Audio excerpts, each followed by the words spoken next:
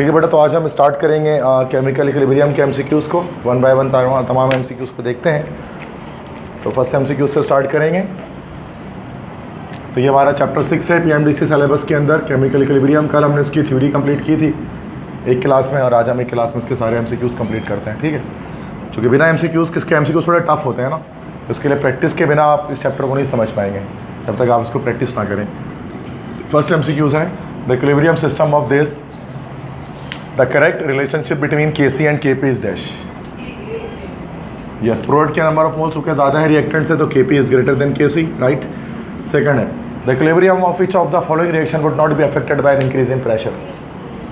सी बिल्कुल सही जवाब आपने दिया। चूँकि आपने ये देखा कि अगर रिएक्टेंट और प्रोडक्ट के मोल्स अगर बराबर होंगे, इक्वल होंगे, तो प्रेशर का कोई इंपैक्ट नहीं होगा, अगरचे सारे गैसेस इक्विलिब्रियम है। लेकिन अगर number of moles of reactant and product equal है तो सूरत में there is no effect of pressure. ये हमने पढ़ा था ली चार्टलेट्स प्रिंसिपल में कल। ठीक है, next, what happens to the value of Kc when a catalyst is added to a chemical system of equilibrium.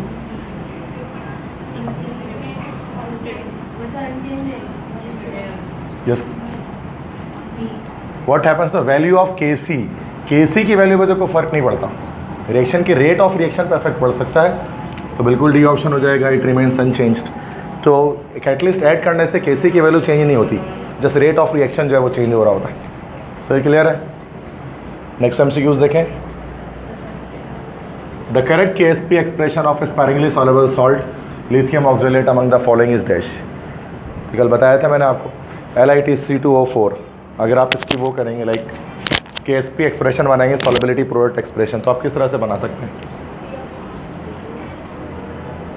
तो क्या बता रहे बेटा आप, सी ऑप्शन क्या है, देखें गलत जवाब, आपने गलत जवाब दिया। देखो इस तरह से होगा बेटा, Li2C2O4 है ना। सबसे पहले तो आप ये करोगे, इसको डिकम्पोज करो उसके आइंस में, यहाँ से ब्रेक हो गई है, तो लिथियम Li+2 आइन अलग, Li+1 आइन अलग हो जाएगा, और C2O4 -2 आइन अलग हो जाएगा, और यहाँ 2 लगा लेंगे बैलेंस करने के लिए। ठीक है ना। अब अगर हम KSP सॉल्युबिलिटी प्रोडक्ट की एक्सप्रेशन लिखेंगे तो ये हमारे पास Li+ का होल स्क्वायर हो जाएगा, और साथ में C2O4 -2, तो ये हमारे पास आंसर इसका बी ऑप्शन आएगा, सी ऑप्शन तो नहीं आएगा। इस तरह से बनेगा ना भाई, तो ये 2 जो है वो ऊपर आएगा ना भी, इसके इस तरह से पावर में आएगा जो कोफिशिएंट है। नेक्स्ट है, if equilibrium expression of a reversible reaction is this, the balanced equilibrium equation should be dash. D option right. तो ये इसका हमारे पास जो है वो इस रिएक्शन की बैलेंस्ड इक्वेशन है, तो कि ये प्रोडक्ट है, ये रिएक्टेंट है, तो हमने इस तरह से बना दिया इसको। क्लियर है, और हमारे कैसे हो रहा है। Next, the equilibrium of this is affected by change in dash. अगर एक ये रिएक्शन है डेल्टा H पॉजिटिव, मतलब एंडोथर्मिक रिएक्शन है, किस चीज़ की वजह से या किसकी वजह से ये रिएक्शन में चेंजिंग आएगी। टेम्परेचर ऑन ए ऑप्शन या C option, A option. Pressure का कोई इम्पैक्ट नहीं होगा, because the number of moles of reactant and product are same, that's why. समझ गए सारे, तो मसला आसान है, मुश्किल तो नहीं है। नेक्स्ट क्वेश्चन देखें 7। In the reaction this the equilibrium constant Kp is equal to Kc because dash. इस रिएक्शन में Kp Kc बराबर है, रीज़न क्या है, क्या वजह है, तो आंसर बताइए ना। डी ऑप्शन ना, डेल्टा N 0 आ जाएगा यहाँ पर, चूँकि moles of product minus moles of reactant 2 - 2 करेंगे 0 आ जाएगा, और डेल्टा N जब 0 आता है तो Kp Kc बराबर होता है, ऐसा ही। Next, the term active mass use in law of mass action means dash. Active mass का मतलब क्या होता है लॉ ऑफ मास एक्शन में। हाँ, गलत जवाब। मैंने आपको बताया था ना, एक्टिव मास किसे कहते हैं। एक्टिव मास कंसंट्रेशन है ना भाई, मतलब मोलैरिटी, और मोलैरिटी क्या होता है, मोल्स पर DM क्यूब होता है। बोलिए, तो बताया था ये बात आपको मैंने।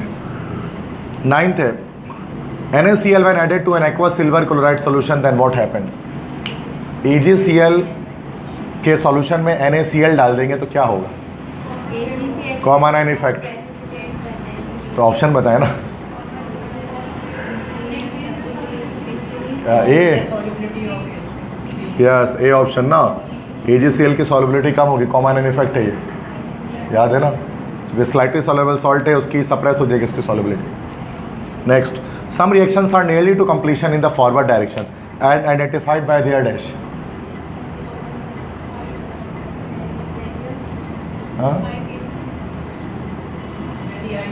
Yes, very high value of KC. KC की हाई वैल्यू होती है तो फॉरवर्ड डायरेक्शन ऑलमोस्ट कंप्लीट होता है और most of the product form होता है किसमें, इक्विलिब्रियम पर. समझ गए 10. तो ये तो MCQs सारे जो ये आपके फर्स्ट ईयर के जो न्यू बुक है उसके 10 MCQs हैं. तो ये अगर आपने इसलिए पढ़े शायद लग रहे होंगे आपको, ये आपने फर्स्ट टाइम में पढ़ा है, ये चैप्टर के एंड के MCQs है 10 ही. अभी डायरेक्ट आंसर आपको पता लग रहा है क्या है लेकिन 10 ही होते हैं सिर्फ, उसके आगे नहीं होते हैं ना उसमें. तो अब जो MCQs आएंगे वो अलग आएंगे इसके अंदर बात अगले से, तो फिर वो थोड़े टफ हो सकते हैं क्योंकि वो आपको शायद न्यू लग रहे होंगे यहाँ से. ठीक. नेक्स्ट है कि विच of the following is true about the reversible reaction. Reversible reaction के बारे में कौन सी बात सही है, मतलब करेक्ट स्टेटमेंट है. देखिए चारों ऑप्शन पढ़ने पड़ेंगे इसके. सी ऑप्शन बिल्कुल सही जवाब दिया आपने. रिवर्सिबल रिएक्शन कंटिन्यूअस होता है, कंप्लीट नहीं होता कभी, never goes to completion. Next, in the given reaction this chemical equilibrium is meant for dash. Concentration of product reactant and product is constant. बिल्कुल सही. तो इक्विलिब्रियम पर आपको पता है कि कंसंट्रेशन अनचेंज रहती है, कांस्टेंट रहती है. हाँ, फॉरवर्ड और बैकवर्ड रिएक्शन की स्पीड बराबर होती है और जो कंसंट्रेशन है वो कांस्टेंट रहती हैं. वो कंसंट्रेशन बराबर नहीं होती, इक्वल नहीं होती, लेकिन कांस्टेंट रहती है, अनचेंज रहती है. जो चीज़ बराबर होती है वो रेट है, rate of forward and rate of backward. ठीक है, तो ये डी ऑप्शन करेक्ट आ रहा है. नेक्स्ट देखें.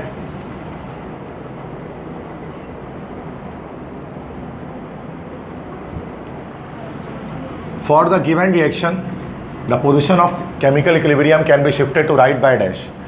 अगर इस इक्वेशन में अगर मैं चाहता हूँ कि रिएक्शन फॉरवर्ड मूव करे राइट साइड डायरेक्शन में, तो मुझे क्या करना होगा इन चारों में से. ली चैटलियर्स प्रिंसिपल है ये.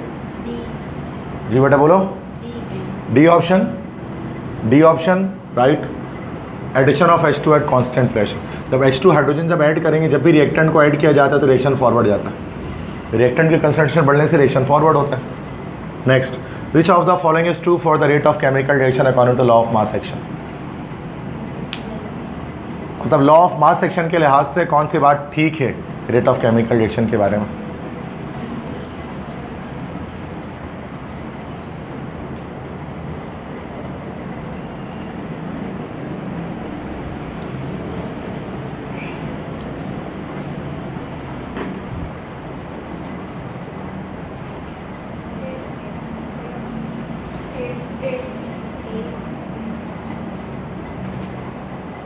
A option.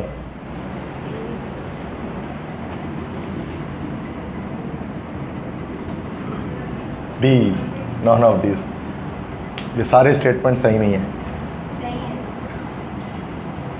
असल में rate law of mass section कहता है कि rate of forward reaction is directly proportional to concentration of reactant and the rate of backward reaction is directly proportional to concentration of product. ये law of mass section है. यहाँ पर ए मतलब अगर आप बी को हटा दो तो ए और सी दोनों को मिलाएंगे तो लॉ ऑफ मास सेक्शन बनेगा. सिर्फ एक statement law of mass section नहीं बताएगी, प्लीज़ गलत है चारों स्टेटमेंट. तो लॉ ऑफ मास सेक्शन में दोनों स्टेटमेंट आने ज़रूरी है कि उसमें रिएक्टेंट के लिहाज से भी बात करते हैं, प्रोडक्ट के लिहाज से भी बात करते हैं. अगर एक ही स्टेटमेंट आ रही है तो वो तो रेट लॉ है जो केमिकल काइनेटिक्स में पढ़ते हैं हम लोग कि rate of reaction is directly proportional to concentration of reactant.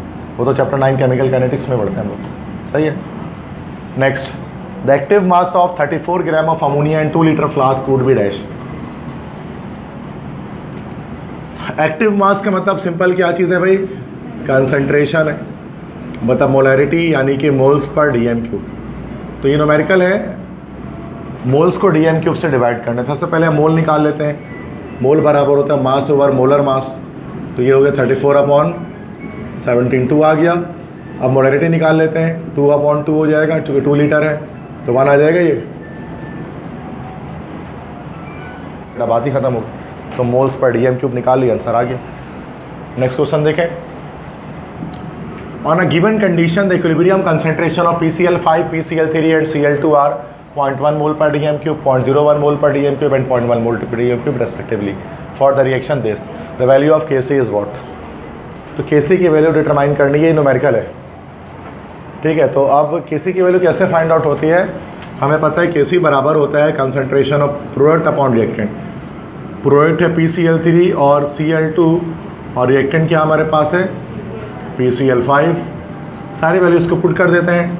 PCl3 हमारे पास है like this is 0.01 multiply by Cl2 हमारे पास है 0.1 और PCl5 हमारे पास क्या है 0.1। ठीक है, तो 0.1 से 0.1 कैंसिल आउट हो गया, ये आया हमारे पास 0.01। अब यूनिट भी निकाल सकते हैं, यूनिट इसकी निकल सकती है। यूनिट कैसे निकलेगी, ये capital M upon capital M divide by capital M, M से एम कैंसिल, एक एम आ जाएगा या 0.01। कैपिटल एम किसको कहते हैं, मोल पर dm³। तो आंसर क्या हो जाएगा हमारे पास, सी हो जाएगा ना। देखो ए में भी सॉरी बी में भी 0.01 है, लेकिन यहाँ पर जो है ना वो यूनिट चेंज हुई है, तो यूनिट के लिहाज से सी ऑप्शन करेक्ट है। तो ये एक पूरा न्यूमेरिकल आया आपके एमसीक्यूज़ में, तो कर सकते हैं कि उतना मुश्किल नहीं, विदाउट कैलकुलेटर आराम से हो जाता है। Next, for the reaction this which of the following value of Kc will favour more the completion of the reaction. कौन सी Kc की वैल्यू बताएगी कि रिएक्शन फॉरवर्ड डायरेक्शन की तरफ मूव कर रहा है।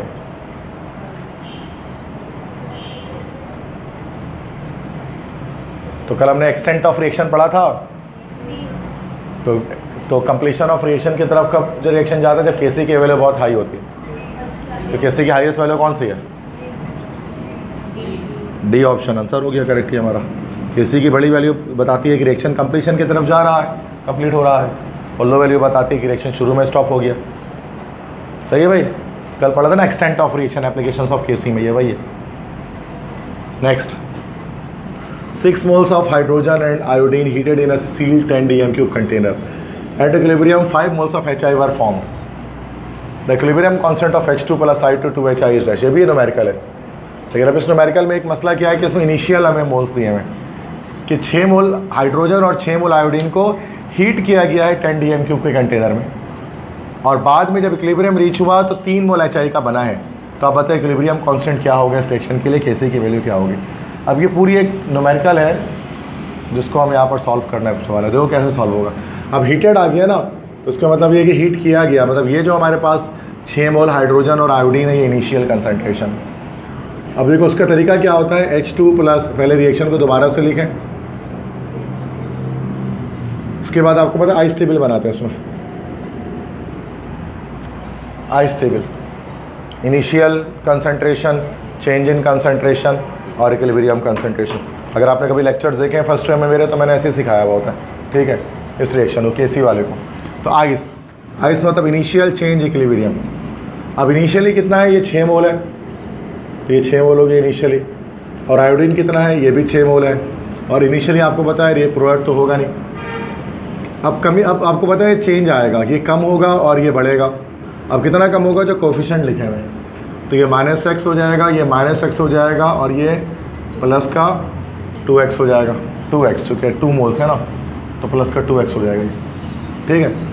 अब ये क्या हो जाएगा, 6 - x, इक्विलिब्रियम में दोनों को मिक्स करके ऐड करके लिख देते हैं 6 - x, और 0 + 2x क्या हो गया, 2x हो गया।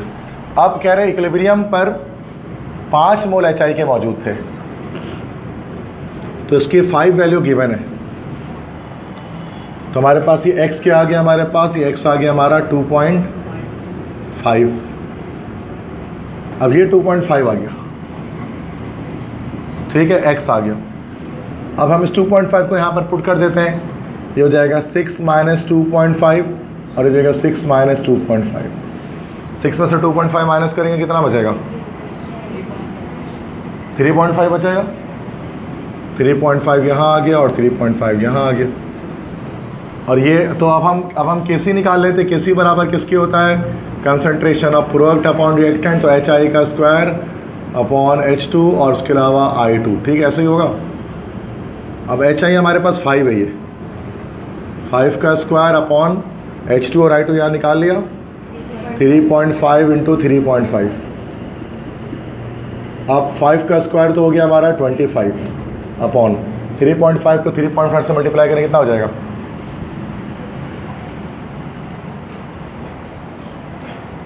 कर लेते हैं इसको, 3.5 ये हो जाएगा 25, 5 3 15, 16 17, फिर 5 3 हमारे पास हो गया 15, 3 से 9 और एक 10,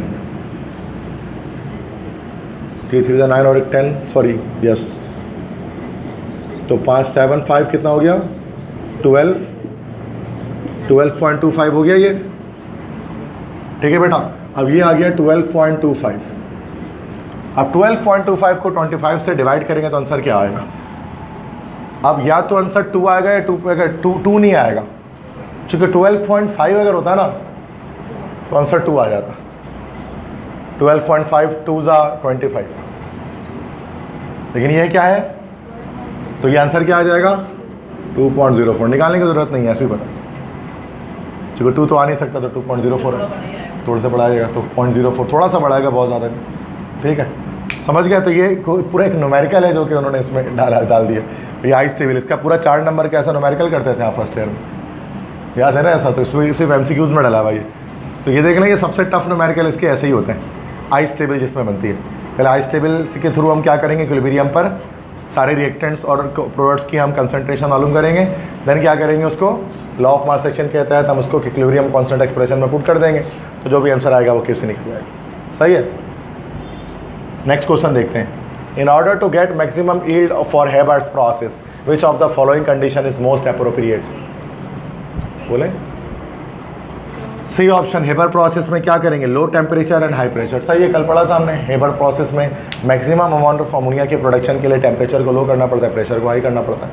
अब क्यों होता है ये सब हमने देखा, तो मसला क्लियर है। आगे बढ़े,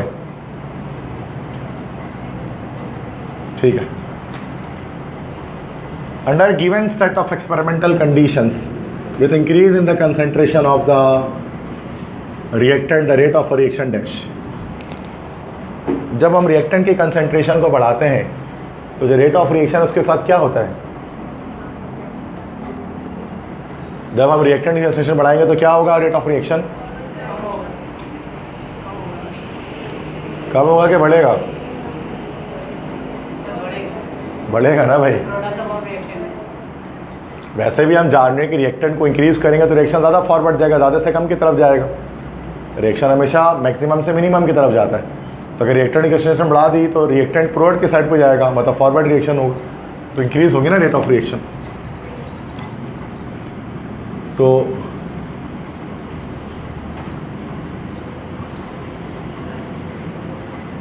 यस, ठीक है, चूंकि the rate of forward reaction is directly proportional to concentration of reactant. Increase ही होना है, डिक्रीज कैसे होगा? लॉ ऑफ मास सेक्शन कहता है यही है।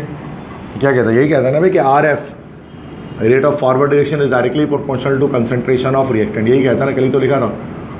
तो जब कंसंट्रेशन की इंक्रीज करेंगे रिएक्टेंट की कंसंट्रेशन को तो RF बढ़ेगा, तो रेट ऑफ रिएक्शन इंक्रीज होगा ना भाई, डायरेक्ट रिलेशन है, इसी को कहते हैं law of mass section. Next, 3 moles of ethanol and 3 moles of ethanoic acid were reacted together according to the equation. At equilibrium there were 2 moles each of ethyl ethanoate and water formed. What is the equilibrium constant for this reaction? देखो इसका 2 तरीका है इसको निकालने का।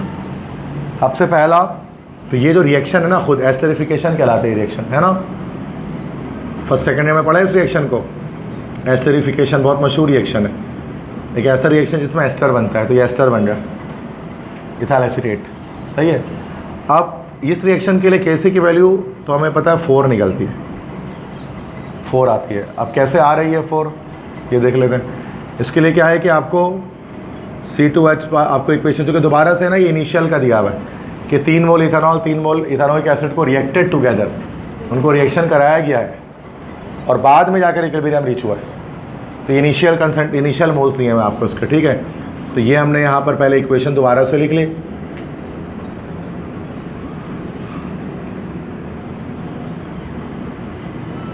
Equation दोबारा से लिखने के बाद, सॉरी ये तो एरो है, प्लस H2।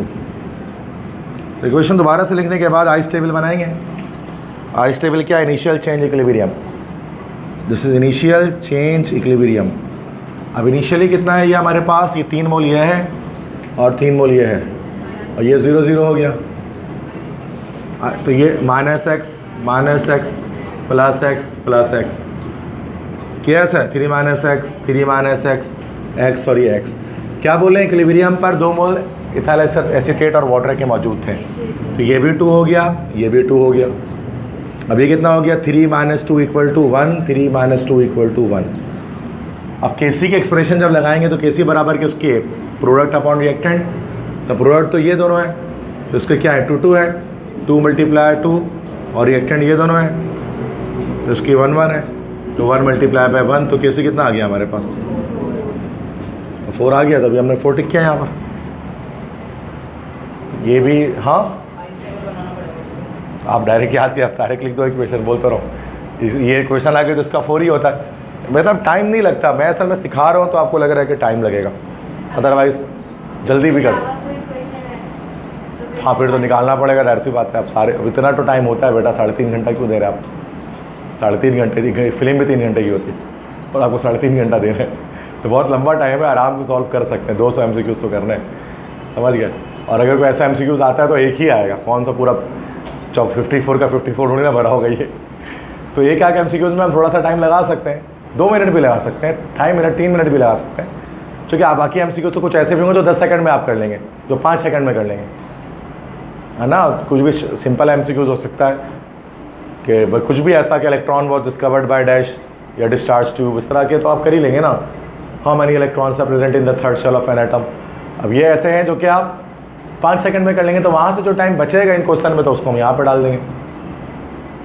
ऐसे ही ना भाई, फॉर्मुलेशन और कैलकुलेशन में तो टाइम लगता है, या फिर आप इसको एंड में करो, अब छोड़ दो, करो ही ना 200 सवाल, पहले आप बाकी सब सवाल करो, फिर इन द एंड आकर आप न्यूमेरिकल कर लो निशान लगा के कि भाई ये वाला सवाल रहता है, ताकि आपको टाइम का मसला ना हो ना। अगर वैसा न्यूमेरिकल आया नहीं लास्ट ईयर, एक भी आ जाता है तो फिर हम उसको एंड में कर लेंगे। तो लास्ट ईयर तो सिर्फ रट्टा ही आया था पूरा, तो पिछले साल तो ये सब सवाल आता तो हम कहते हैं मुश्किल पेपर बनाए, ये पेपर आसान था तो मतलब न्यूमेरिकल्स कम थे, ये थे ही नहीं। तो कहने का मकसद है आ गया, लेकिन इन द वर्ड सिनेरियो इस बार मुश्किल पेपर बनता है तो आ जाएगा न्यूमेरिकल, उसको एंड में कर लेंगे, ठीक है। ये प्रैक्टिस करोगे, लेकिन मैं करना चाहूँ तो 1 मिनट से ऊपर नहीं लगेगा इस MCQs में। मुझे 1 मिनट लग रहा है तो आपको 2 मिनट लगना चाहिए, 2 मिनट काफ़ी होता है एक सवाल के लिए, मतलब लगा सकते हैं इतना। मतलब 200 MCQs है तो 210 मिनट भी तो है ना यार उसके लिए। और इंग्लिश वगैरह को तो आप डायरेक्ट पुट करते हैं आंसर, वहाँ तो बहुत टाइम निकलता है आपका। इंग्लिश में तो कोई भी सवाल ऐसा नहीं होता कि आप उसमें आप 2 मिनट या 1 मिनट 10 सेकंड तक सोचें, या तो आ रहा होगा या तो नहीं आ रहा होगा इंग्लिश में, ऐसे ही ना भाई। तो वो तो सारा टाइम आपका बचाता है, तो मुख्तलिफ जगहों से टाइम निकलता है। अब जैसे बायोलॉजी है, बायोलॉजी के अंदर डायरेक्ट इन्फॉर्मेशन होती है, वहाँ पे आप या तो आ रहा होगा या नहीं आ रहा होगा, तो वो जो वहाँ से जो टाइम बचेगा उसको फिजिक्स और केमिस्ट्री को न्यूमेरिकल में लगाएंगे हम, ऐसे ही है ना भाई। मतलब टाइम की टेंशन नहीं लो कि यार क्या होगा। हाँ, ये सवाल आ जाए तो आपको मेथड पता होना चाहिए करना कैसे, टाइम को नहीं सोचो, मेथड सोचो। अक्सर बच्चों को मेथड ही नहीं पता होता करा कैसे जाएगा, फिर वो तुक्का लगाते हैं ABCD में। थोड़ा टाइम लगा दो बट तुक्का मत लगाओ, सही है। Next is the unit of Kc for the reaction, this is what. हाँ जी, Kc की क्या वैल्यू इस रिएक्शन के लिए, 9 यूनिट आएगी, बिल्कुल सही, चूंकि रिएक्टेंट प्रोडक्ट के मोल बराबर है। अब basic buffer solution can be prepared by mixing, कल पढ़ाया था ना बेसिक बफर। अब बेसिक बफर आ गया तो उसका मतलब ये हो गया हमारा वीक बेस। अब वीक बेस कहाँ लिखा हुआ है, हो गया C option. Weak base strong acid के साथ मिलता है, स्ट्रॉन्ग एसिडिक सॉल्ट के साथ मिलता है, सही है। ये कल लास्ट टॉपिक यही पढ़ा था हमने। Which of the following corresponds to the precipitation reaction to occur if dash. अच्छा, ये शायद मैंने आपको नहीं बताया था प्रेसिपिटेशन, इसको मैं बता देता हूँ। देखो, अगर हमारे पास एक बीकर है, इस बीकर के अंदर हमने मान लो कि एक सॉल्ट डाल दिया है AgCl, जो Ag+ और Cl- साइन में ब्रेक हो गया। अब ये मैक्सिमम सॉल्युबिलिटी गेन कर चुका है, अब ये सैचुरेटेड कंडीशन में आ गया है, तो हम कहते हैं कि इसकी फिर जो Ag+ और Cl- की कंसनट्रेशन का जब हम प्रोडक्ट लेंगे तो ये बराबर किसके आएगा, ये जो प्रोडक्ट होता है इसको हम लोग कहते हैं this is called ionic product, ये आयनिक प्रोडक्ट कहलाता है। तो अगर Ksp की वैल्यू बराबर है आयनिक प्रोडक्ट के, तो उसका मतलब सॉल्यूशन कैसा है, सैचुरेटेड है, और सैचुरेटेड पर कोई भी PPT नहीं बनती, नो प्रेसिपिटेबल फॉर्म। अब मान लो कि आयनिक प्रोडक्ट अगर ज़्यादा आ रहा है, मतलब KSP छोटा है आयनिक प्रोडक्ट से, आयनिक प्रोडक्ट बड़ा है KSP से, अगर आयनिक प्रोडक्ट की वैल्यू ग्रेटर देन KSP आ जाए, उसका मतलब कि जो आयंस की तादाद है वो बढ़ गई है, तब ये सोल्यूशन सैचुरेटेड नहीं रहा बल्कि क्या हो गया है, सुपर सैचुरेटेड हो गया। और सुपर सैचुरेटेड में क्या होता है, प्रेसिपिटेट की फॉर्मेशन होती है। और ऐसा भी हो सकता है कि आयनिक प्रोडक्ट क्या आ जाए, लेस देन KC, उस सूरत में ये सोल्यूशन कैसा रहेगा, अनसैचुरेटेड। और अनसैचुरेटेड में भी आपको पता है कि PPT फॉर्म नहीं होता, क्योंकि सॉल्युबिलिटी होती नहीं है पूरी तौर पे। तो यहाँ अब सवाल पढ़ लें, प्रेसिपिटेशन कब होगी, आयनिक कंसंट्रेशन मतलब आयनिक प्रोडक्ट ज़्यादा होगा KC से, तो बी ऑप्शन हो जाएगा। तो ये चीज़ याद रखनी है आप, इसके न्यूमेरिकल भी किए होंगे आपने, प्रेसिपिटेट विल फॉर्म और नॉट फॉर्म वाला, है ना। नेक्स्ट है the ability of buffer to resist the change in pH on addition of small amount of acid और बेस। पढ़ा था ना बफर कैपेसिटी कि मैक्सिमम एबिलिटी किसी बफर की रेजिस्ट करने की चेंज ऑफ pH को, तो वह बफर कैपेसिटी कहलाता है। न्यूमेरिकल बताया था, आखिरी बिल्कुल पॉइंट यही पढ़ा था हमने कल। क्लियर है, तो मसला समझ में आ गया सबको कैसे हो रही है। तो अगर लेक्चर पढ़ लिया ना तो अब आसान लगेगा आपको, ये लेक्चर पढ़े बिना बहुत मुश्किल है ये सारे MCQs। अगर आप लेक्चर पढ़े ही नहीं है, आपने कॉन्सेप्ट ही नहीं लिया इसका, तो ऐसे बैठे बैठे सवाल को सॉल्व नहीं किया जा सकता। हर सवाल में कोई ना कोई लॉजिक लग रही है। Next question, which of the following change will favour the formation of more product at equilibrium in a given reversible reaction. इस रिएक्शन में ज़्यादा SO3 कैसे बनेगा, ज़्यादा प्रोडक्ट कैसे बनेगा, Le Chatelier's principle apply करके बताइए। रिएक्शन है एक्सोथर्मिक, क्योंकि हीट रिलीज हो रही है प्रोडक्ट साइड पे। ये कॉन्टैक्ट प्रोसेस है बाय डिक्रीजिंग प्रेशर, हाँ बाय डिक्रीजिंग टेम्परेचर, प्रेशर को इंक्रीज करना पड़ेगा। और टेम्परेचर को लो करेंगे तो रिएक्शन फॉरवर्ड जाएगा, जैसे हेबर प्रोसेस में होता है, सेम कॉन्टैक्ट प्रोसेस में यही होता है। कॉन्टैक्ट प्रोसेस का इक्वेशन है ना, कॉन्टैक्ट टावर के अंदर जो हो रहा होता है, sulphur dioxide sulphur trioxide gas में कन्वर्ट हो रहा होता है। Next, by increasing the temperature of an equilibrium system will dash.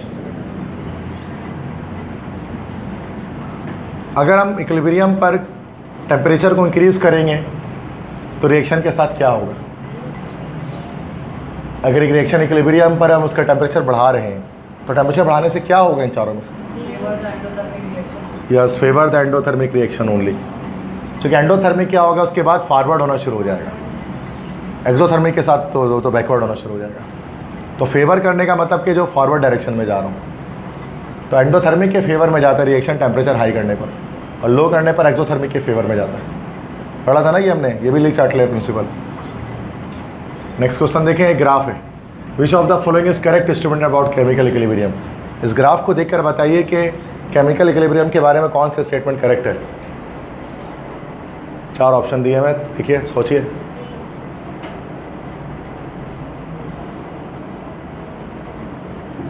क्या कह रहे हैं बेटा, सी कह रहे हैं आप सी कह रहे हैं। At point C product is maximum in concentration. No बेटा, ये प्रोडक्ट है पॉइंट सी पर तो सबसे कम है बेटा ये। हाँ तो टाइम स्टार्ट हो, प्रोडक्ट तो होगा ही नहीं, सी तो पॉसिबल ही नहीं है। At point B R F becomes equal to R S, B option. B point पर यहाँ पर कहीं पर ये पूरे पॉइंट पर क्या हो रहा है कि जो रेट ऑफ फॉरवर्ड रिएक्शन है रेट ऑफ बैकवर्ड के बराबर हो जा रहा है, इक्विलिब्रियम रीच हो जा रहा है। तो बी ऑप्शन सही। आर एफ आर लिखा हुआ है, आर मतलब रेट ऑफ रिवर्स रिएक्शन, मतलब R B rate of backward reaction. तो फॉरवर्ड बैकवर्ड जब बराबर होता है उसी को इक्विलिब्रियम कहते हैं। तो पॉइंट बी सही लिखा है, बाकी सब पॉइंट में मसला आप देख लो, वो सही पॉइंट नहीं है। बाकी एलिमिनेशन करके भी चलोगे तो यहीं पे उतरोगे, तो रुकोगे। आप इसको एलिमिनेट कर सकते हो। At point A reactant is minimum in concentration, point A में तो मैक्सिमम है रिएक्टेंट की कंसंट्रेशन, चूँकि टाइम शुरू हो रहा है तो रिएक्टेंट सबसे ज़्यादा है। ए भी कट गया। D forward reaction becomes equal to reverse reaction and stops. आपको पता है कि chemical equilibrium dynamic in nature होता है, कभी स्टॉप नहीं होता है, तो हमेशा चलता रहता है। तो डी तो ऐसे ही नहीं होगा। तो एलिमिनेशन करके भी आंसर आप बी पे ही उतरेंगे बेटा। तो अगर आपको कोई सवाल मुश्किल लगता है तो एलिमिनेशन करो, आसान लग रहा है डायरेक्ट आंसर लिखो, तो ये तो आपके ऊपर है। नेक्स्ट क्वेश्चन है, chemical reaction which is catalysed by catalyst, the catalyst dash. Catalyst क्या करता है इक्विलिब्रियम के साथ?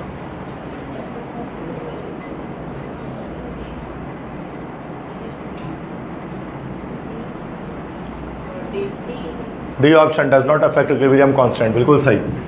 केसी पर कोई इफेक्ट ही नहीं है इसका ना, रेट ऑफ सॉरी कैटलिस्ट का, ठीक है। कैटलिस्ट सिर्फ रिएक्शन की स्पीड को फास्ट और स्लो कर सकता है, लेकिन डायरेक्शन ऑफ रिएक्शन या केसी की वैल्यू पे कोई फर्क नहीं डालता है वो, ठीक है।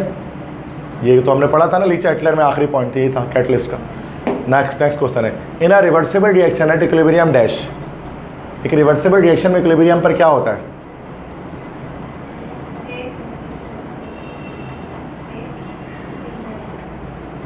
ए सी, अब डी सी भी बोल दो।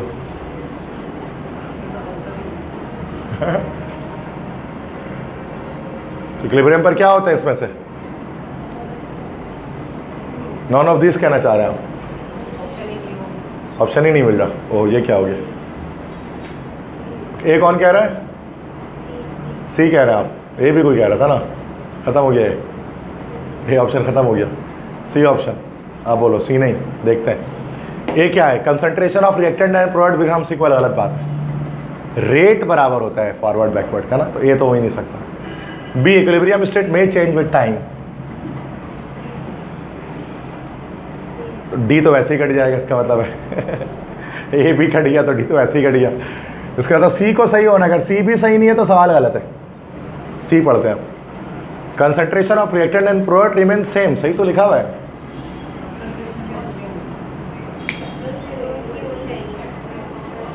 दिखाता हूं कैसे सेम होगी, देखो क्या इक्विलिब्रियम पर कंसंट्रेशन सेम है रिएक्टेंट और प्रोडक्ट की? इक्वल और सेम में फर्क होता है ना, मतलब सेम से मुराद के रिमेन सेम, मतलब उनकी अपनी अपनी सेम रहेगी, कांस्टेंट।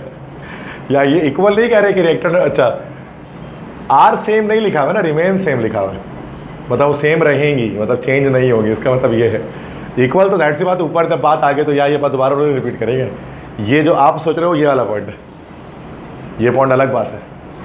इक्वल नहीं होगी लेकिन सेम तो रहेंगी ना भाई, कांस्टेंट रहेंगी। सी ऑप्शन का तो सोचने में आपने गलत तरह से सोच लिया इसको, तो आपको लग रहा है चारों गलत है। Next question, for the reaction this, क्या हो गया इस रिएक्शन के लिए? केपी केसी की वैल्यू बताइए।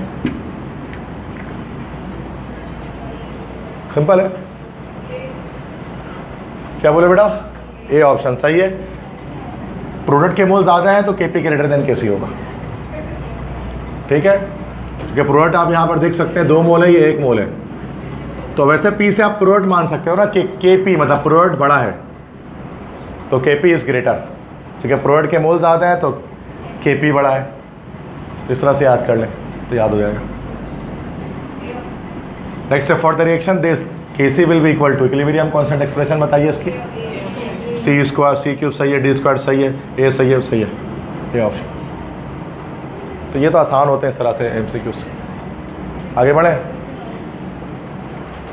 Next, for the reaction this the equilibrium mixture contain फलाना फलाना फलाना फलाना, वैल्यू ऑफ केसी निकालो ही नहीं, 4.0 निकाल दोगे तो 4 ही आएगा, ठीक है। मतलब इसको निकालने की कोशिश ना करें, एस्टरिफिकेशन रिएक्शन है तो 4 टिक मारें, क्योंकि अक्सर यही आ रहा होता है, ये वाला रिएक्शन। एस्टरिफिकेशन निकाल भी सकते हैं, टाइम वही है, 2 मिनट लगेगा, अब ये कि विदिन सेकंड्स हो जाएगा ये। लेकिन याद रखिएगा, अच्छा इसमें टेम्परेचर नहीं दिया हुआ है, ये जो केसी की वैल्यू आती है ये आती है 25 डिग्री सेंटीग्रेड पर। अगर मान लो टेम्परेचर बढ़ा देंगे ना तो केसी भी बढ़ जाएगा। तो ऐसा हो सकता है कि आपको ये जो रिएक्शन दिया जा रहा हो 35 डिग्री पर दिया जा रहा हो, तो अब केसी की वैल्यू 4 नहीं निकलेगी इसके लिए, क्योंकि हमने ज़िंदगी में जब भी ये न्यूमेरिकल किया है तो 25 डिग्री पे ही किया है स्टैंडर्ड कंडीशन पर। जब भी ये न्यूमेरिकल आता है तो केसी की वैल्यू फिक्स निकल रही होती है, बट आप जानते हैं कल पढ़ा था the value of KC depends upon temperature, तो टेम्परेचर चेंज करने से केसी चेंज हो सकता है। लेकिन उन्होंने चूँकि मेंशन नहीं किया टेम्परेचर कहीं पर, तो अंडरस्टूड है 25 डिग्री पे ही कर रहे हैं स्टैंडर्ड कंडीशन पर, समझ गए। बट ऐसा हो सकता है कि आपको चकमा दे दें, आपको परेशान कर दें, तो निकाल कर देख लेना बेहतर है। फिर भी बड़े बात इसके कि हम डायरेक्ट 4 लगाएं, ये तो सवाल मैंने बनाया है, मैं डायरेक्ट 4 लिख दिया मैंने इसमें, लेकिन आप निकाल सकते हैं, ठीक है। तो ताकि आप 99% केस में तो 4 ही आता है, लेकिन अगर परेशान करना चाहे अगर एग्जामिनर तो किसी भी तरह से कर सकता है आपको, सही है। तो बेहतर है कि निकाल लिया जाए, कि ऐसा नहीं कि फंसा दे किसी दिन आपको, ठीक है। Next question, if the ratio of initial concentration of product and reactant is less than Kc, वही रेशियो ऑफ इनिशियल कंसंट्रेशन मतलब QC, अगर QC लेस देन Kc होगा तो QC लेस देन Kc है, फॉरवर्ड जाएगा ना भाई, QC लेस देन Kc होगा तो फॉरवर्ड जाएगा, QC ग्रेटर देन Kc होगा तो बैकवर्ड आएगा, तो राइट की तरफ शिफ्ट करेगा रिएक्शन। पढ़ा तो था डायरेक्शन ऑफ रिएक्शन का, रिएक्शन क्वेश्चन को ही कह रहा है ना, initial concentration of reactant and product, किसी भी पॉइंट पर जो हम कंसंट्रेशन निकालते हैं, तो QC वाला ये देख लेना, ये मैंने बताया आपको। Next, for the reaction this the equilibrium mixture contains 10 moles of each of reactant and product, initial moles of X and Y are dash, ये न्यूमेरिकल आ गया, इसको सॉल्व करना पड़ेगा। कैसे करेंगे देखो, एक बार मैं कर देता हूँ, X प्लस वाई बना Z plus A, ice table बनेगी, शुरू में ये तो 0 0 होगा, अब ये कुछ ना कुछ होगा, इसको हम स्मॉल a स्मॉल b कह देते हैं। अब ये -x प्लस x, ये हो गया a माइनस x, ये हो गया b माइनस x, ये हो गया x, ये हो गया x। तो इक्विलिब्रियम मिक्सचर में 10 moles each reactant and product, मतलब 10 moles of each reactant and product के 10 मोल उसके मौजूद थे, मतलब इसके भी 10 मोल मौजूद थे, इसके भी 10 मोल मौजूद थे। तो a और b मालूम करना है आपको, ठीक है। तो a minus X equal to अच्छा इसके भी 10 मोल है ना, 10 हो गए, इसके भी 10 हो गए, तो ये क्या हो जाएगा, एक मिनट सॉरी, तो a माइनस एक्स इक्विलिब्रियम पर क्या कह रहे हैं, 10 moles of each reactant and product, मतलब रिएक्टेंट प्रोडक्ट सब 10 मोल ही है ना, मतलब a माइनस एक्स ये भी 10 है और b माइनस एक्स ये भी 10 है। इनिशियल निकालनी है तो a निकालना है ना, a इक्वल टू सही है 10 प्लस एक्स सही है, b equal to 10 plus X, तो a आ गया हमारे पास 10 प्लस 10, b आ गया 10 प्लस 10, तो ये a भी 20 आ गया हमारे पास, b भी 20 आ गया, तो डी ऑप्शन सही है। तो इनिशियल मतलब उन्होंने बार इक्विलिब्रियम देकर हमसे इनिशियल पूछ लिया, तो इनिशियल को हमने ये भी सपोज करके निकाल दी, तो ये भी आइस टेबल से ही बनेगा, आई इनिशियल चेंज इक्विलिब्रियम। तो न्यूमेरिकल इस तरह से आ सकते हैं, बट वही है कि इतना मुश्किल नहीं, कैलकुलेटर की ज़रूरत नहीं पड़ती, बस आपको मेथड पता होना चाहिए हाउ टू डू। सही क्लियर है, कोई मसला नो इशूज़, समझ में आ गए, नहीं आए, आ रहे हैं ना भाई। देखो मैराथन नहीं कर रहे हम यहाँ पर, मैं फिर बता रहा हूँ, रेस में नहीं दौड़ रहा, घोड़ा नहीं दौड़ रहा है, आपको नहीं समझ में, आप रुक जाओ, मतलब वो रिकॉर्ड कायम नहीं करने के अलावा वो जो मैक्सिमम MCQs कराने, आप 10 MCQs करो बट समझ के करो, वही 10 काम आएगा आपके, और आपने 500 MCQs करनी है और आ कुछ नहीं रहा तो फ़ायदा नहीं, समझ गए। अच्छा ये MCQs मैं छोड़ दे रहा हूँ आपके लिए ना, आप इसको निशान लगा के रखें, 5 मिनट बाद में पूछूंगा, सही है, ताकि खुद आप भी थोड़ा करें। तो फर्स्ट है, the value of Kc is very large for a reaction, forward reaction is very fast, बिल्कुल सही। The effect of different factors affecting the balance of equilibrium was studied by Le Chatelier, बिल्कुल सही। Next, which factor does not affect the equilibrium position, catalyst affect नहीं करता, बिल्कुल सही। क्या catalyst dash,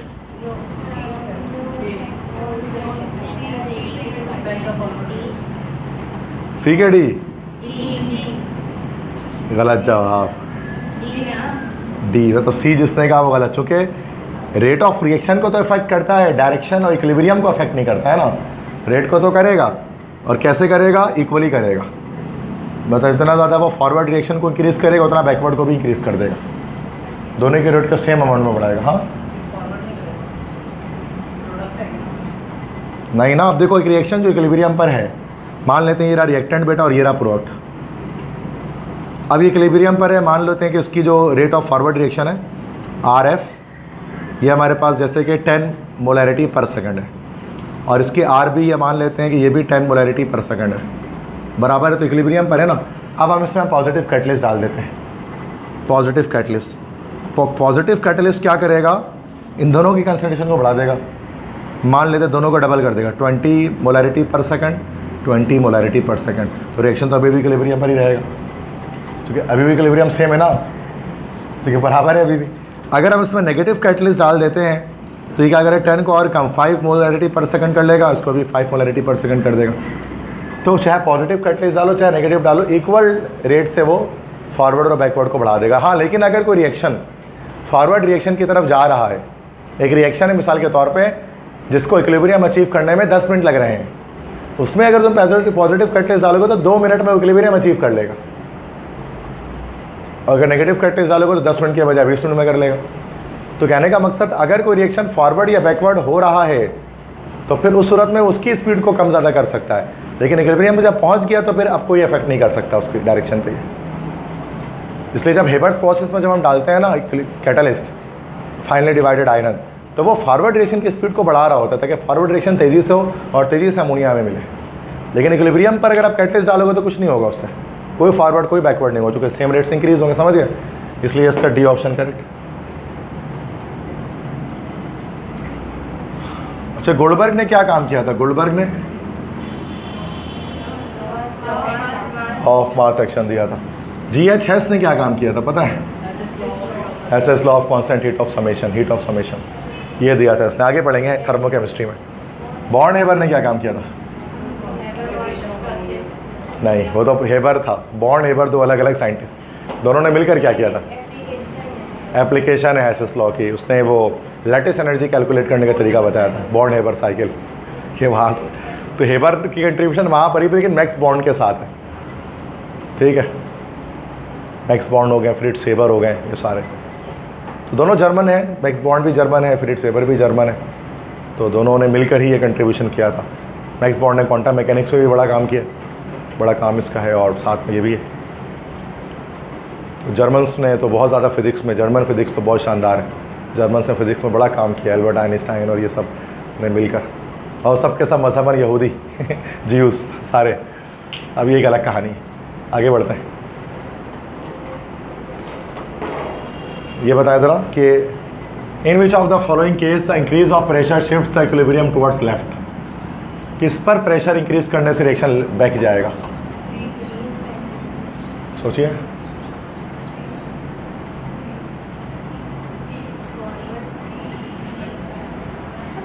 pressure increase करने से कौन सा बैक जाएगा? लेफ्ट होगा। बोलो बोलो, जोर से बोलो बच्चे। क्या?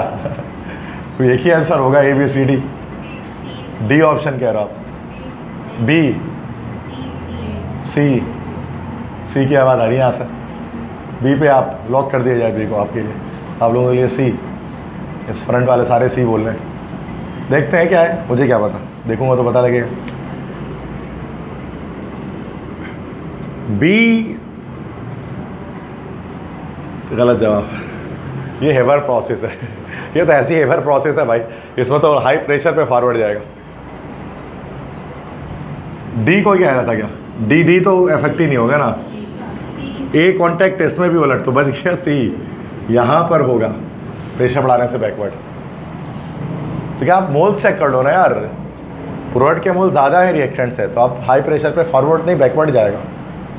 Next, contact process is employed in the manufacturing of.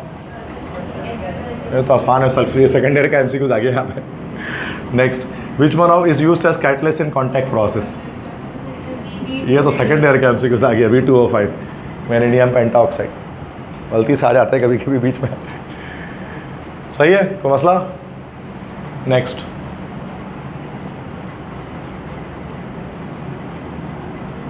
First है इसमें इन the reaction this. Thank you. Okay, in the reaction this, if the temperature is increased, which direction will be favored? Yes, क्योंकि exothermic है, temperature बढ़ाएंगे तो reverse जाएगा, a option. Next, catalyst use in the Haber's process for the manufacturing of ammonia. Iron use करेंगे, c option. The optimum temperature condition for the maximum yield of ammonia in Haber's processes, c हो जाएगा ना। Three लिखा हुआ, अच्छा B, sorry B, यही बताया था ना, टेम्परेचर इतना प्रेशर इतना। सही है। Next, as the reaction for the formation of ammonia is exothermic. The reaction is carried at high temperature because dash.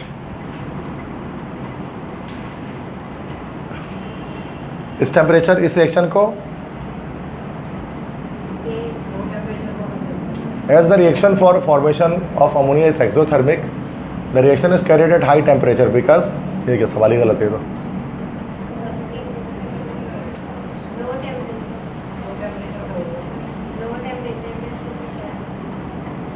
हाँ ये सवाल में मसला है, क्वेश्चन इशू है.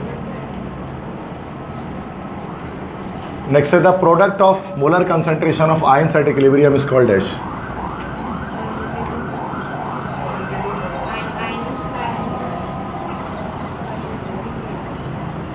इक्विलिब्रियम पर अगर ये आया तो सॉल्युबिलिटी प्रोडक्ट है. अगर इक्विलिब्रियम के अलावा किसी और पॉइंट पे आया तो हम उसको आयनिक प्रोडक्ट कहते हैं. सही है. Next solubility is expressed in dash. Yes, gram per d M cube ये होती है सॉल्युबिलिटी. मोल पर डी एम क्यूब होती है मोलैरिटी. ठीक है. नेक्स्ट है which one is unit of solubility product.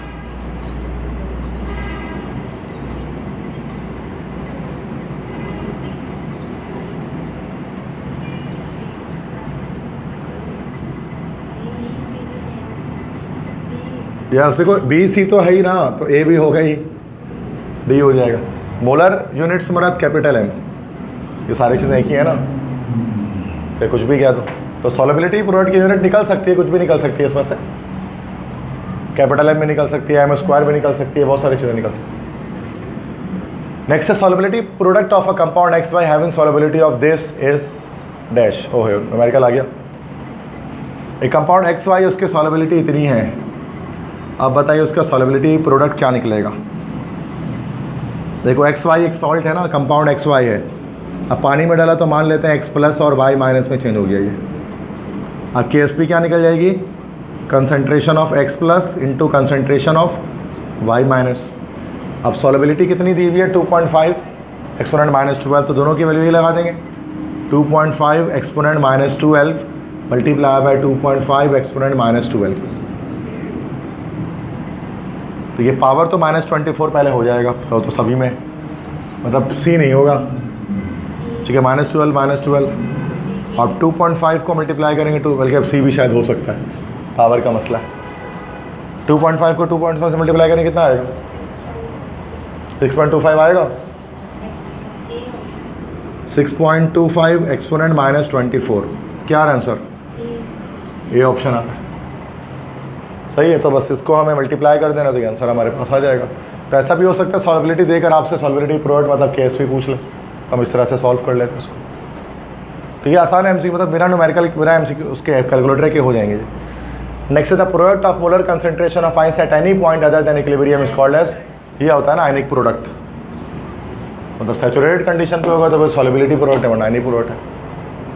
सही है, समझ में आ गया सबको. आगे बढ़ते हैं. नेक्स्ट है substance is precipitated from its solution. कौन से सॉल्यूशन से प्रेसिपिटेशन होगी, सुपर सैचुरेटेड से होगी. बिल्कुल सही बात है, सी ऑप्शन. नेक्स्ट है which condition of the following represents its unsaturated solution. Unsaturated solution कब होगा, रासायनिक प्रोडक्ट जब लेस देन सॉल्युबिलिटी प्रोडक्ट होगा तो unsaturated solution. K S P से कम वैल्यू होगी IP. Next common ion effect is applicable to c. सही है, sparingly soluble salt. Next common ion effect is used in a qualitative salt analysis. सही है. ये सब तो पढ़ी हुई चीज़ें का मसला. देखिए कितने सारे MCQs बन सकते हैं. ये सारे बड़े इंपॉर्टेंट MCQs हैं, एप्टीट्यूड लेवल के लिहाज से आते हैं. क्योंकि कॉन्सेप्चुअल है ना, तो अक्सर बच्चे इसका गलत आंसर दे देते हैं.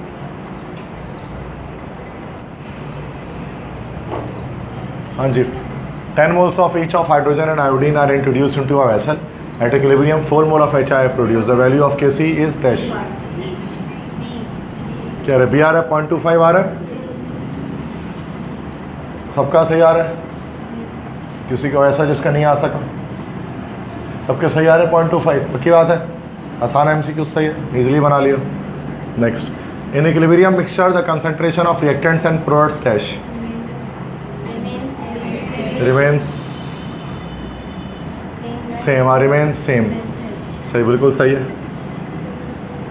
For the reaction 2HiH2 plus I2, the equilibrium mixture contain 5 mole of Hi, 3 mole of each of H2 and I2. The number of moles of Hi at initial state. कितनी आ रही है? 11 आ रही है सबकी. डी ऑप्शन सही है. इसके बाद लास्ट है 8 moles of each of PCl3 and Cl2 are mixed and allowed to react. At equilibrium 3 moles of PCl5 are present. Number of moles of PCl3 and Cl2 consumed are dash. 5.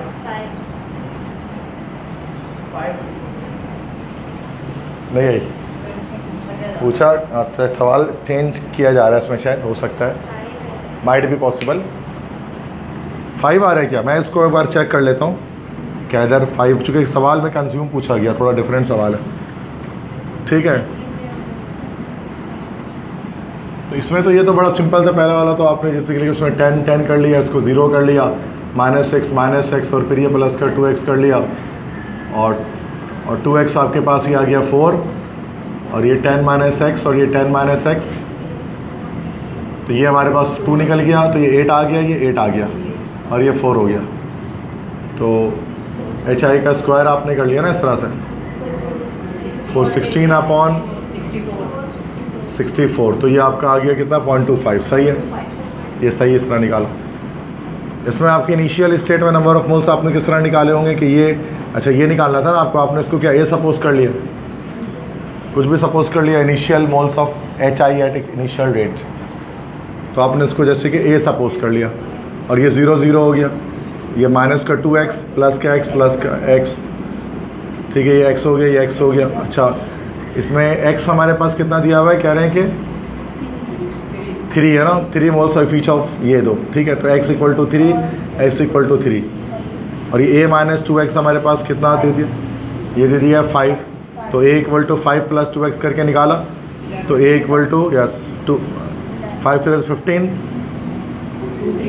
2 3 6, sorry 2 3 6, 6 and 5 11. ठीक है, a सही है. जिसका नहीं आ रहा था वो सभी ने निकाल लिया था. अब 8 देखते हैं जिसमें आपको कन्फ्यूजन है. अब इसमें number of moles of PCl3 and Cl2 consumed, देखते हैं इसमें क्या है. PCl, चूँकि सवाल इसमें थोड़ा सा अलग लग रहा है, PCl5, तो ये तो हमारे पास हो गया इनिशियली 8 है ना, 8 8 0 हो गया, ये -x प्लस का x हो गया, ये 8 - x हो गया, ये 8 - x हो गया, ये x हो गया. हाँ यस, तो इक्विलिब्रियम पर 3 मोल PCl कहते हैं, तो ये 3 हो गया. तो यहाँ पर ये भी हमारे पास आ गया इस तरह से. अच्छा, हमें क्या किया गया कि okay, number of moles of PCl3 and Cl2 consumed, A option correct होगा 3, चूँकि इतना कंज्यूम हो रहा है ना, -x हो रहा है, तो x की वैल्यू क्या है 3 है, तो 3 मोल्स कंज्यूम होंगे उससे और इससे. ये नहीं पूछ रहा कि आपसे कि कितना आ रहा है, ये आपने x - 3 करके वो 5 बता दिया. ये जो आ रहा है ना, ये आ रहा है कि इक्विलिब्रियम पर कितना मौजूद है PCl3 और Cl2, लेकिन पूछा उन्होंने कि कितना कंज्यूम हुआ, कितना कम हुआ. अब पहले 8 था, बाद में 5 हो गया, तो कंज्यूम कितना 3 मोल्स हुआ ना कंज्यूम, जो x की वैल्यू यहाँ पे चेंज बता रहा है. ठीक है, तो उसको सही कर लो, उसको सही कहा इसमें, ये करेक्ट है. तो समटाइम ऐसा लग रहा होता है ऑप्शन में कि वो, क्योंकि आंसर भी करेक्ट आ रहा होता है. ऑप्शंस भी जो डाले जाते हैं ना, ऐसे डाले जाते हैं कि वो आंसर आ जाता है, और आपको लगता है यही सही है, और ये सबसे खतरनाक MCQs होते हैं जो मिसलीड कर रहे होते हैं आपको. पता है ना, चलो भाई ऐसे आंसर थे जो आपका आ ही ना आ रहा हो, तो हमें पता लग जाएगा कि यार गलत आंसर आ रहा है, लेकिन एक चीज़ अब आ जाती है, आपको लगता है ये सही है. जैसे आपको लोगों का 5 आ गया, फ़ौरन से आप लोगों ने बोला यही होगा, लेकिन ये आंसर नहीं था. हाँ, जाहिर सी बात है, फिर सही होता. तो सवाल पढ़ना पड़ गया ना इसके लिए, कंज्यूम कितना हुआ ये पूछा गया, तो इस वजह से ये आंसर सही नहीं है. इक्विलिब्रियम पर कंसंट्रेशन पूछता तो ये सही था, आंसर 5 सही है. तो इस तरह के सवाल आप करके आओगे, आपको लगेगा कि सही आंसर आया, लेकिन गलत होगा, ये भी बड़ा मसला होता है. नेक्स्ट MCQs देखते हैं. Active mass of 64 gram of HI in 2 litre flask would be dash. वही कंसंट्रेशन निकाल लो, एटॉमिक मास दिया हुआ है, तो डायरेक्ट निकल जाएगा. मोल कितना निकल जाएगा इसका, 64 / 128, 0.5। अरे तो मतलब एक्टिव मास निकालना है ना, कंसंट्रेशन, तो हमें निकालना है मोल पर डीएम क्यूब। तो डीएम क्यूब तो 2 है, मोल कितना है, मोल यहाँ से निकालेंगे, मोल बराबर होता है mass upon molecule. H I का कितना हो जाएगा 127 + 1 128, तो ये हो जाएगा 0.5। तो 0.5 / 2 कितना आएगा 0.25 आएगा। यहाँ से कटो 0 लगा दो, 4 1/4 मतलब 0.25। सही है, तो एक्टिव मास निकालने कहा जा सकता है। नेक्स्ट है which of the following equilibria is not affected by changing the volume of container.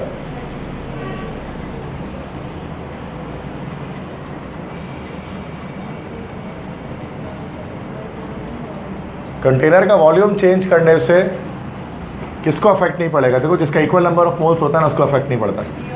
तो इक्वल मोल किसके हैं? बी ऑप्शन के हैं। तो वॉल्यूम चेंज करने से कोई फर्क नहीं पड़ेगा इक्विलिब्रियम पर। सही है।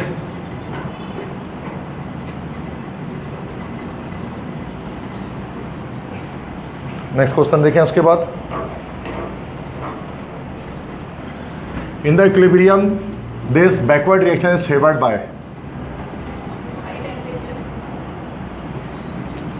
बोथ वाला ऑप्शन भी है, ई में बोथ ऑप्शन भी है। ऐसे ही पूछ रहा हूँ मैं, मुझे क्या पता कि बोथ सही नहीं हो, लेकिन बोथ भी देख लो। बोथ ही सही है क्या? क्योंकि तो बोथ का ऑप्शन आता तो बहुत सही होता अक्सर। हाई टेम्परेचर है और जब SO3 की कंसंट्रेशन लो करेंगे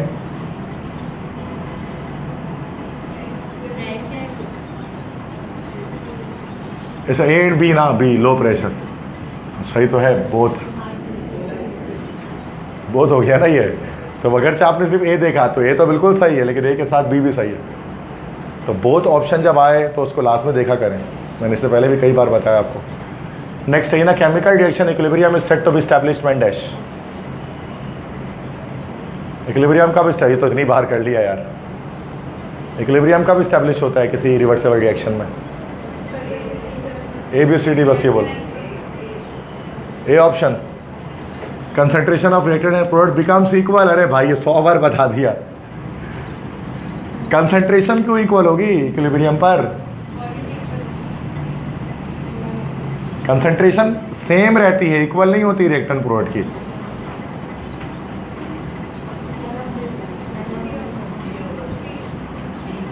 अपोजिंग रिएक्शन सीजेस नहीं। अपोजिंग रिएक्शन मतलब फॉरवर्ड एंड बैकवर्ड, उनका अपोजिंग रिएक्शन। सीजेस का मतलब होता है रुक जाना। तो फॉरवर्ड बैकवर्ड रिएक्शन रुक जाता है क्या इसमें? रिएक्शन तो डायनामिक है, चलता रहता है, इक्विलिब्रियम डायनामिक है। तो अब इतना देर बाद बताओगे।